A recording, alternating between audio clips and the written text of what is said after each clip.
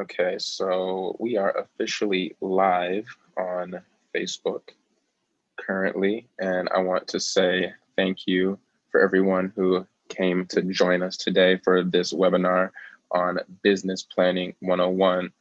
And today we have speaker Tom Hamp from AdviCoach in Mid-Michigan.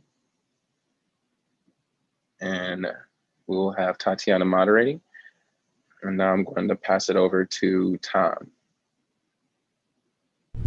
Thank you, Isaiah. Appreciate that. Thanks for you guys for having me here today. We got a lot of good information. I'm going to try to rip through some slides here, but I wanted to make sure that everybody knows that it's two-way. So if there's a question, put it in the chat box. Let us know what you're thinking or comment for clarity, whatever the case is. Because again, it's all about learning today, picking up some nuggets, being able to use that going forward. I do have some handouts. I may not be able to go to them during the presentation, but please know in many situations I have some handouts. So if I have your email in the chat, or if we get your email in the chat, we can certainly make sure that you get this information going forward. So with that, I will start the share screen here and get over to my presentation. Okay, should be seeing Cannabis Business Planning 101. It's kind of like that airplane. If you're headed to Peoria and the plane's going to Florida, you're in the wrong plane. So hopefully Cannabis Business Planning 101, and we'll go forward from there. So let's get started. We have a little bit about me. So I currently have had, at least now or in the past, 4 cannabis clients. In many different areas of growth or starting. So I've been a business coach for a little over 10 years. So I've had a multitude of different types of businesses, structures, that kind of stuff. But over the last, obviously, a couple of years with the popularity of cannabis, the passing of laws and that kind of stuff, I've kind of gravitated toward the cannabis industry a little bit with the 4 different companies that I coach. Are currently 3 right now. So that being said, and so again, trying to understand every bit a part of your businesses and that type of thing. Hopefully we can get some good information going today. So let's go over a little bit of and this is really business 101. So there's different types of businesses. When you set up your business, you have some choices to make. So the types of businesses, the legality of the types of entity that you're going to set up, there's many. So sole proprietorship, partnerships, LLCs, corporations, the C Corp, S Corp, B Corp, the closed corp, the nonprofit, and then the cooperative. So there's different types. Now, I would love to tell you that I'm an expert in each one of them. I'm not. So hopefully, and I know hope's not a strategy, but hopefully you're working with some type of person that's a CPA or an accountant, or you know somebody that is, that can give you guidance, because both of these, or excuse me, any decision you make here has a couple of different things that happens depending on the types of business that you choose. There's either tax ramifications or there's liability, which means you're susceptible to lawsuits. So it really depends on how much risk you're willing to take on as a cannabis type of company. It depends on the type of business that you'll select. And I will tell you, of the 3 businesses that I have, most of them, a few of them are limited liability, but there's also some S Corps in there. And one client was even toying around becoming a C Corp. So again, it really depends on your personal / business situation. We just won't paint with a broad brush and say, hey, you're doing everything. Now, I do have a handout on this that gives you kind of bullets of the pros and cons of each. So again, love to get it out to you, and that way you'll have a little bit more explanation than trying to go through it on a 40-minute presentation today. Questions? Any questions there? Excellent. So setting up your business, 2 things you'll probably need. 1, Social Security number. You should already have that. But 2, there's a little bit of a situation to where you have to actually set up your company through the state of Michigan, and you'll get your employee identification number. And not a lot of stuff can happen without that EIN or your Social Security number. So you want to make sure you do that. In some instances, there's been some delays because of COVID, and people are working from home and confusion and all that kind of stuff. But you also want to make sure your name history is pretty clean. By that I mean, if you got married, maybe they don't recognize your new name if you've taken one. If you've had any legality as far as name changes and that kind of stuff, it can get kind of sticky. So again, get these things started as early as possible, because we're going to want to make sure that if you are in line for partners and or people investing or loans, all that stuff really is predicated on social numbers and EIN numbers. Okay. So then we get into this thing about starting your business up, and maybe many of you have been in business before, but even the cannabis type businesses, we really have to have a plan, right?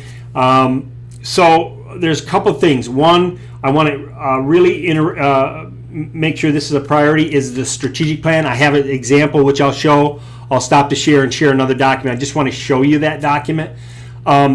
We want to talk about the operating agreement. It's extremely important, especially if you have any type of partners, and or if you want to leave your business to somebody else, kind of a succession planning, and then certainly the buy-sell agreement if you do have partners, that type of thing.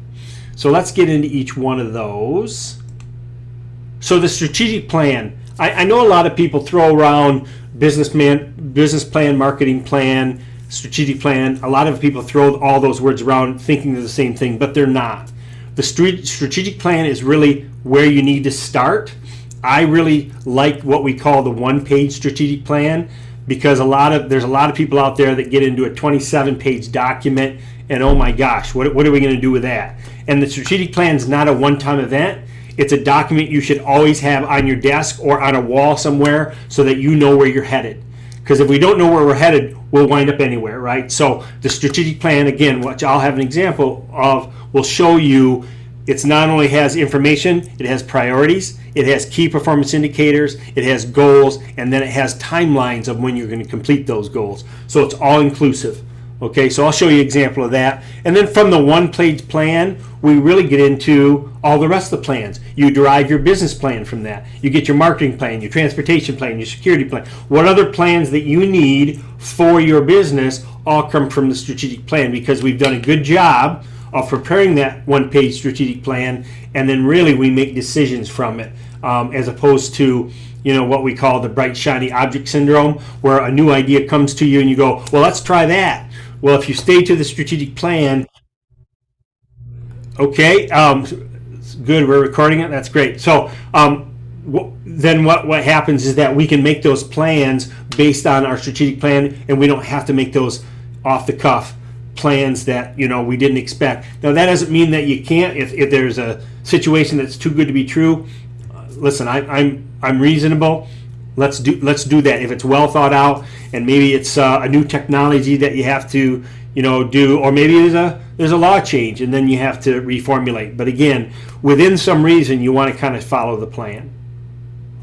Okay, so let me. I'm going to take the share screen off just for a second, and then share my other screen, and I'm just going to show you what we call the one-page strategic plan. So I'll take that off and see if I can't get back here with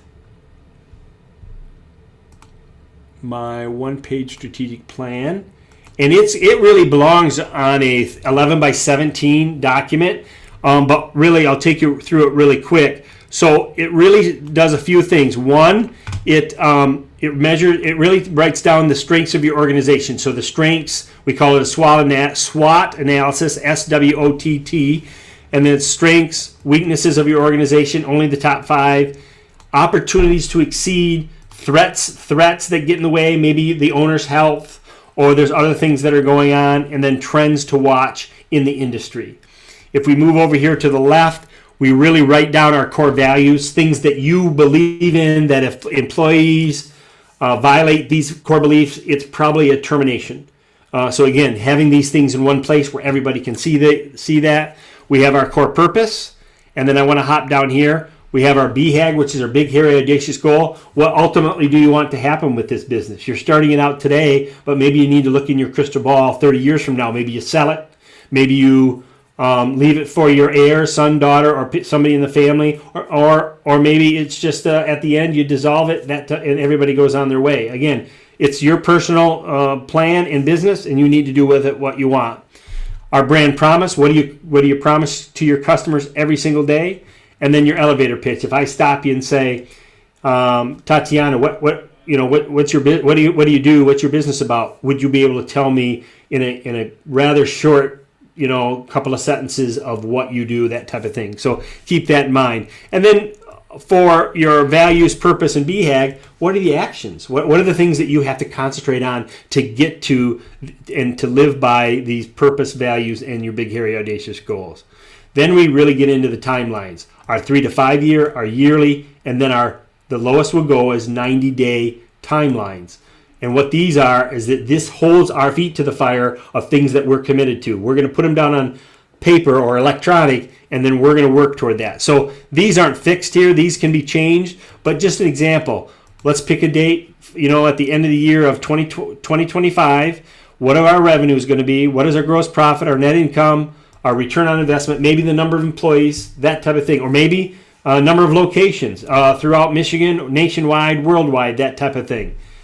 Then we march down here to the sandbox. And this is some of the things that we can talk about. Where do you want to play in 5 years? That's why we call it a sandbox. What markets do you want to play in? And it's really 3 different areas. So what are the demographics of the people that you want to buy your products and services?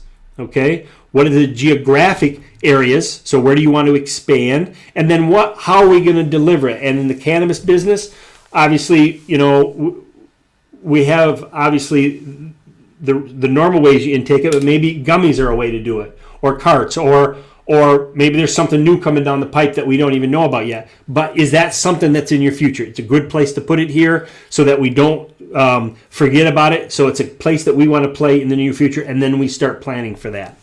And then our priorities. What's the priorities over the next 3 to 5 years to make the things above happen? And then how do we measure that? Our key performance indicators down here. Maybe we want to know revenue every month. Maybe we want to know number of stores that our product or our strains are in. Those types of things. So again, this really helps us in a snapshot or dashboard to understand what we need to measure to get to the things that we want. And then we back it down to a year, same type of things. Maybe some of those things have changed from the 3 to 5 year to the year because it's a little bit closer. And then, of course, again, our priorities and our key performance indicators there. And then the next 90 days. So our goals and targets up here. Our rocks and priorities change a little bit. What are the priorities over the next 90 days? But this is where it changes. I want who's responsible in the organization. Now, let's be real. If it's a single person or a 3-person organization or smaller, the names are going to be pretty much the same in the same box. And then underneath that, we want the day. So when's that going to happen in the next 90 days so that we just don't keep kicking the can down the road? So again, this is where it changes. People see their name up in lights like this and they're going, somebody's going to hold me accountable. Let's get things going. And then your key performance indicators here. The next couple of columns are kind of theme, make it fun. What are we all shooting for? Getting the company off the ground. I had a client say year of the pig, getting our poop in a group. So again, have fun with this. But again, everybody's got the same theme that we're trying to go after. And then we have to keep track of it. The most famous scoreboard for strategic planning in organizations is probably the United Way thermometer. So as you're walking into an organization that's on that type of campaign, they can see exactly how much money they've given to the campaign so far, and they keep track of it every day. Same thing here. So if there's some big thing that we can keep track of, whether it's revenue, number of clients served, number of stores that our brands are in, that's a place to be able to post for the whole organization, and it kind of bonds and gets everybody solidified toward the same thing.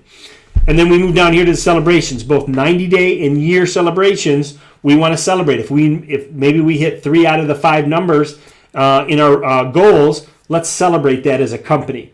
Whether it's a outing, a luncheon, a day at a ball game, whatever the case is. We put it down right now that we're going to celebrate if we hit these goals. And again, everybody strives for that. Obviously, the 90-day goals aren't quite celebrations aren't quite as big as the year celebrations. But again, if you're hitting yearly goals on a pretty good clip, you don't mind. We don't mind the company-sponsored outings and that type of thing because everybody wins. And then the last column really is, what did we do last quarter, or what did we do a quarter a year ago, so that we can see the growth, or if in some cases we can see where we've kind of plateaued and maybe went the other way.